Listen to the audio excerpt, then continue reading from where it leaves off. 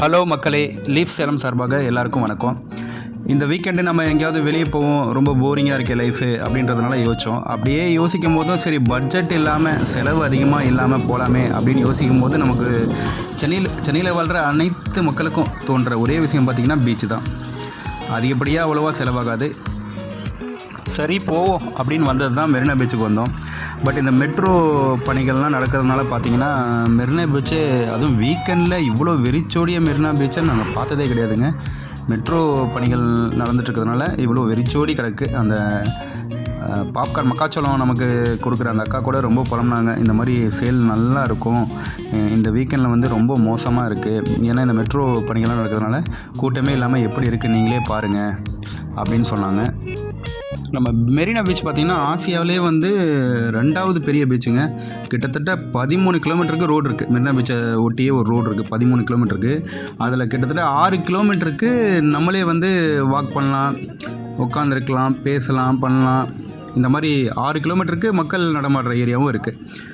இது மும்பை பீச் மாதிரி வந்து பாறை நிறைஞ்சிருக்காதுங்க. நம்ம சென்னை பீச்சை பற்றி உங்களுக்கு தெரிய தேவையில்லை. ஃபுல்லாக மணல் பரப்பாக தான் இருக்கும், ஸ்மூத்தாக இருக்கும் நம்ம நடக்கிறதுக்கு உட்காரதுக்கு. மெரினா பீச்சை, அதுவும் குறிப்பிட்டு மெரினா பீச்சை வந்து நம்ம செலவில்லாமல் ஜாலியாக டைம் ஸ்பெண்ட் பண்ணக்கூடிய ஒரு இடமா நான் ஏன் சொல்கிறேன்னா, இப்போ நீங்கள் அப்ராக்சிமேட்டாக ஒரு மாலுக்கே போகிறீங்க, ஒரு மூவிக்கு போகிறீங்கன்னா மினிமம் உங்களுக்கு 1000லேருந்து 2000 வரைக்கும் செலவாகுங்க. அதுவும் கிட்ஸ் கூட போனீங்கன்னா உங்களுக்கு 3000க்கு மேலே செலவாகும். இப்போ மெரினா பீச்சுன்னு பார்த்தீங்கன்னா ஒரு ஈவினிங் ஒரு 5 o'clock இந்த மாதிரி கிளம்பி வந்துட்டிங்கன்னா ஒரு 6லேருந்து 10 வரைக்கும் நீங்கள் நல்லாவே டைம் ஸ்பெண்ட் பண்ணலாம். ஃபேமிலியோட நல்லா நீங்கள் டைம் ஸ்பெண்ட் பண்ணி பேசலாம்.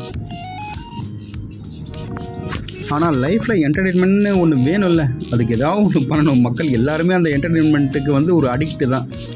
ஒரு படத்துக்கு போவாங்க, இல்லை வெளியே ஏதாவது ஒரு ட்ரிப்பு போவாங்க, இல்லை வீக்கெண்டில் வந்து ஏதாவது ஒரு புது டிஷ்ஷை வந்து ட்ரை பண்ணுவாங்க வேறு இடத்துக்கு போய், இல்லை வீட்லேயே டிவி பார்த்துட்டு ஓட்டுவாங்க. இந்த மாதிரி ஏதாவது ஒரு என்டர்டெயின்மெண்ட் பண்ணி தானே ஆகணும்.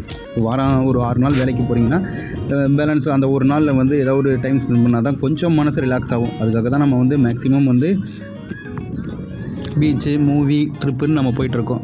அந்த வகையில் பார்த்திங்கன்னா மூவிஸ் வந்து நாங்களே வந்து மூவிஸ்க்கு வந்து ரொம்பவே அடிக்டடு. மூவிஸ் தான் மேக்ஸிமம் வந்து போகிறதே. பட் இப்போ சமீப காலமாக பார்த்திங்கன்னா மூவிஸ் எதுவுமே, அதுவும் தமிழ் படங்கள் ஒன்றும் அவ்வளோ சிறப்பாக வரல. குறிப்பிட்டு சொல்கிற மாதிரி தான் படங்கள் வந்திருக்கு. இப்போ ரீசெண்டாக வந்த படத்துலையும் பார்த்திங்கன்னா கல்கி, மகாராஜா, இந்த 2 படம் வந்து நல்லா இருக்குது.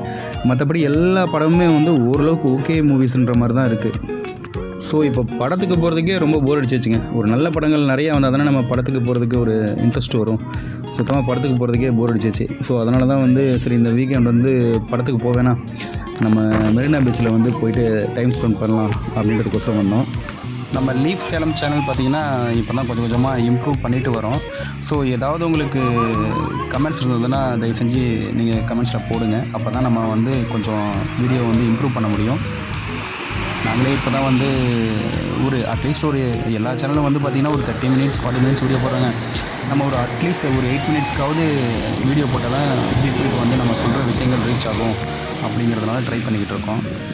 அதுக்காக நான் வந்து இப்போ நிறையா இன்ஃபர்மேஷன்ஸ் வந்து கையில் வச்சுருக்கேன். அதை நான் இப்போ சொல்ல போகிறேன்னு நினச்சிக்காதீங்க. ஆக்சுவலாக மெரினா பீச்சில் இன்ஃபர்மேட்டிவ் வீடியோ எதுவுமே நான் போட முடியாது. இது வந்து ஜஸ்ட்டு வந்து பீஸ்ஃபுல்லாக ஒரு என்ஜாய் பண்ணுறதுக்காக வந்திருக்கிற ஒரு இடம். ஆனால் எனக்கு இந்த இடத்துல ரொம்ப நேரம் உட்காந்து பீஸ்ஃபுல்லாக யோசிச்சதில் சில விஷயங்கள் தோணுது. அதை நான் ஷேர் பண்ணிக்கிறேங்க. சார், அவர் இந்த உலகத்துக்கு ஏதோ ஒரு முக்கிய செய்தி சொல்ல வராரு. அவர் கொஞ்சம் சொல்ல விடுங்க.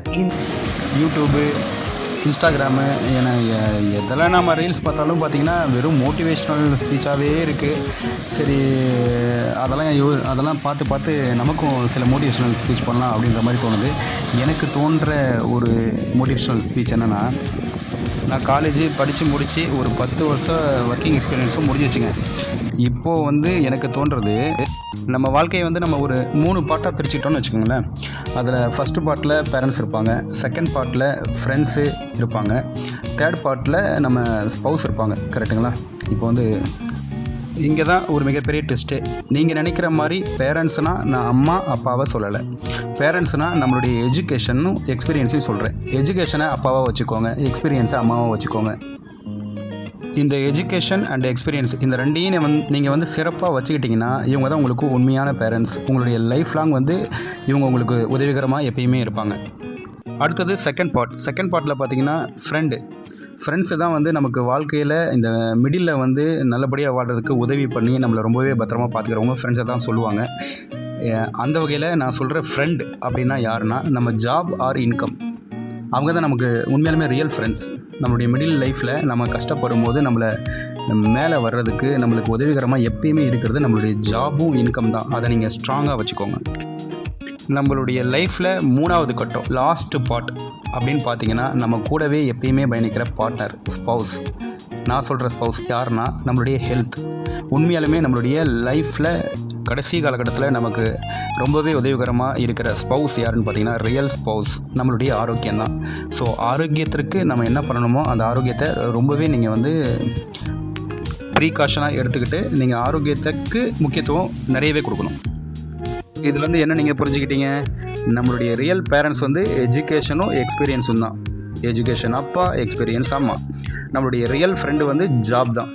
ஜாப் மூலிமா வரக்கூடிய இன்கம் தான் நம்மளுடைய ரியல் ஃப்ரெண்ட். அவர் தான் ஆபத்தில் எப்பயுமே நமக்கு உதவிகரமாக இருப்பார். தேர்டு, நம்மளுடைய கடைசி காலகட்டத்தில் நம்ம கூட எப்பயுமே இருந்து நம்மளை பார்த்துக்கக்கூடிய ஒரே ஆள் நம்மளுடைய ஆரோக்கியம் தான். ஸோ நம்ம ஹெல்த்துக்கு வெரி இம்பார்ட்டன்ஸ் தரணும்.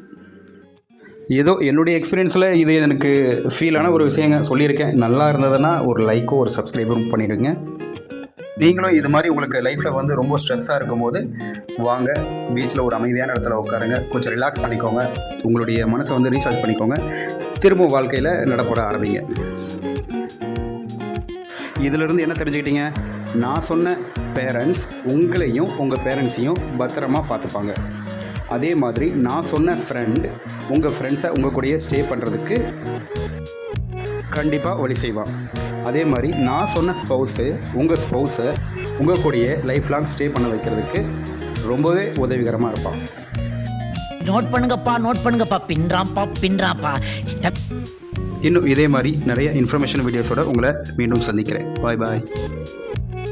மொத்தத்தில் பீச்சில் விற்கிற ஆயில் ஐட்டம் நம்ம எதுவுமே வாங்கி சாப்பிடாம போனாலே நமக்கு ஆரோக்கியத்துக்கு 5 பாயிண்ட் எக்ஸ்ட்ரா கிடச்சிரும். சரி, டைம் ஆகிடுச்சு, போகலாமாடா? சரி வா போவோம். போகும்போது அந்த லாஸ்ட்டில் மெரினா பீச்சில் அந்த இது இருக்கு இல்லையா, ரோடை ரீச் பண்ணும்போது அந்த இடத்துல குல்ஃபி ஐஸ் ஒன்று வைப்பாங்கடா, செம்ம கூட்டமாக இருக்கும். அங்கே நம்ம ஆளுக்கு ஒன்று வாங்கி சாப்பிட்டு போவோம். சரி, படம் ஏதாவது பார்க்குறியா? இப்போ போகும்போது சிட்டி சென்டரில் பக்கத்தில் தான் சிட்டி சென்டர் மால் இருக்காங்க, கூட நம்ம படம் பார்த்துட்டு போகலாம். என்னது ராயனா? ராயன்லாம் வேணாண்டா, வெறும் வெட்டு குத்தான். அதான் நிஜ வாழ்க்கையிலே அது நிறைய நடந்துட்டுருக்கு. அதை வேறு படத்தில் போய் உட்காந்து பார்க்கணுமாடா.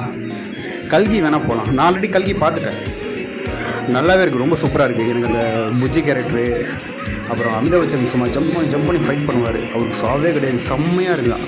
இல்லைன்னா நான் என்னடா பண்ணிகிட்ருக்க, இன்னொன்று வீடியோ ஆஃப் பண்ணலையா? நான் அப்போவே பாய் சொல்லிட்டேன்டா. கொன்னியா வீடியோ ஆஃப் பண்ணுறா